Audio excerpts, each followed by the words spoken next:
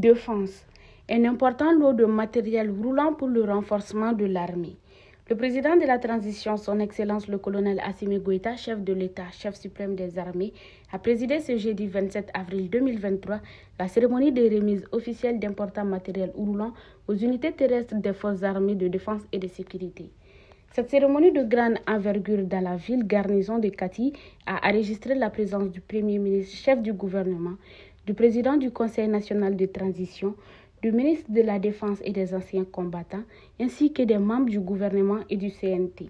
Les autorités administratives et coutumières de la région de Koulikoro et du cercle de Kati, ainsi que des partenaires stratégiques des armées du Mali. En droite ligne du renforcement des capacités des forces de défense et de sécurité, le chef suprême des armées a remis les clés de voitures et autres matériels roulants ultramodernes, adaptés aux besoins des théâtres des opérations au chef d'état-major général des armées. Ces nouvelles acquisitions participent non seulement à l'amélioration de la puissance de frappe, mais aussi à l'efficacité de l'outil de renseignement des forces armées maliennes.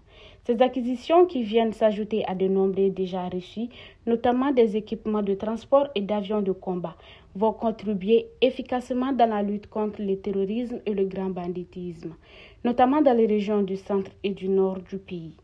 Le ministre de la Défense et des anciens combattants a saisi cette occasion pour saluer et remercier les partenaires fiables et sincères du Mali, notamment la République populaire de Chine, mais aussi saluer et remercier un généreux citoyen malien qui a bien voulu faire un appui anonyme aux efforts inlassables des plus hautes autorités pour l'autonomisation des forces armées maliennes. Les équipements ainsi remis sont composés de véhicules blindés à roues 4x4 de type VP11, tourelles fermées et équipées de mitrailleuses de 12,7 mm polyvalents qui peuvent être à la fois utilisées par les unités d'infanterie ou de l'arme blindée de la cavalerie selon la configuration adoptée.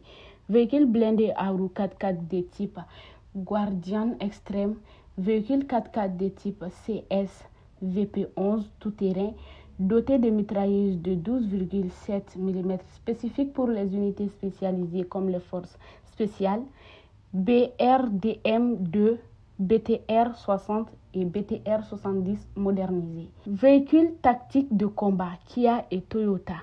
Camions logistiques, citernes à eau, citernes à carburant, camions d'allègement. Ambulances médicalisées, armes individuelles et collectives, équipements de protection individuelle du combattant. Ces matériels avec des technologies de pointe dont la maintenance a déjà été réfléchie en amont répondent aux soucis du commandement militaire à assurer une efficacité opérationnelle tout en ayant le souci de la protection des hommes. Saisissant l'occasion pour rassurer encore davantage les populations de la détermination et le dévouement des FAMA pour la sécurité de leurs personnes et de leurs biens, le ministre de la Défense et des anciens combattants, le colonel Sadio Camara, a tenu à remercier le peuple malien pour le soutien constant à leur armée, dont la plus belle expression a été vue lors des événements malheureux des derniers jours.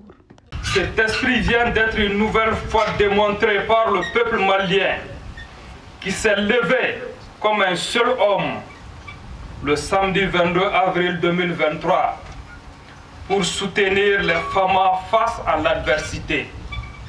D'abord, à Sévaré, en fournissant des renseignements précieux permettant de déjouer une attaque d'envergure contre nos forces et nos populations. Puis en allant donner massivement du sang pour sauver les victimes. Ensuite, à Bamako, en apportant assistance, soutien et réconfort aux services de secours et aux familles des victimes de l'accident d'hélicoptère survenu le même jour. Cet engagement populaire n'est pas que moral, il est aussi matériel. Pour preuve, en plus des équipements militaires remis ce jour, se trouve un lot offert gracieusement aux FAMA par un citoyen au sens patriotique élevé qui désire garder l'anonymat.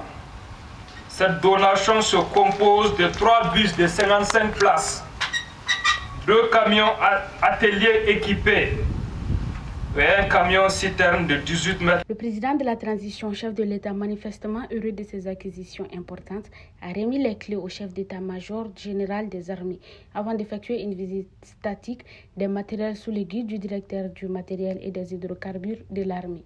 Au cours de cette cérémonie, une minute de silence a été observée à mémoire des personnes disparues au cours des attaques lâches des obscurantistes devant qui l'armée ne pliera jamais les genoux.